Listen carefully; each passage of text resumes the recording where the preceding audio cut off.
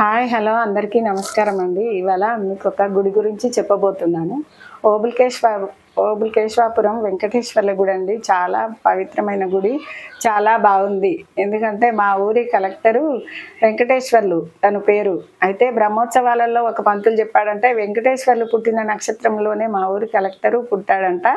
అందుకే చాతగాని వాళ్ళు చాలామంది తిరుపతి వెళ్ళలేని వాళ్ళు ఉంటారని ఆలోచనతో తను ఆ దేవుణ్ణే తెచ్చి ఇక్కడ పెట్టాడండి. మంచి గుడి కట్టించాడు మా కలెక్టర్ గారు. చాలా చిన్నతనంలోనే చాలా కష్టపడి కలెక్టర్గా సెలెక్ట్ అయ్యాడు. అందుకనే ఆలోచించి ఇక్కడ మంచి గుడి కట్టించాడు. మేమందరం వెళ్తుంటాము, చాలా బాగుంటుంది. ఆ గుడి ఇక్కడ ఆలేరుకు 12 కిలోమీటర్ల దూరంలో ఉంటుంది. జనగామ నుంచి వస్తే 12 కిలోమీటర్ల దూరంలో ఉంటుంది.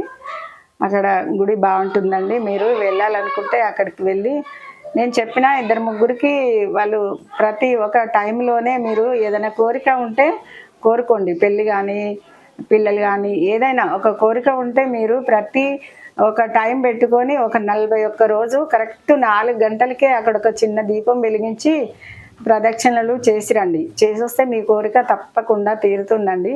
తీరిన తర్వాతనే మీరు ఏదైనా స్వామికి సమర్పించుకోవాలంటే సమర్పించుకోండి. మా కలెక్టర్ గారు మా ఊర్లో గ్రంథాలయం కూడా పెట్టాడు. దాంతో పిల్లలు కూడా బాగా చదువుకుంటున్నారు. ఊరి పిల్లల గురించి ఆలోచించి బస్సును కూడా వేశాడండి స్కూల్ పిల్లలకి. చాలా మంచి పనులు చేశాడండి తను.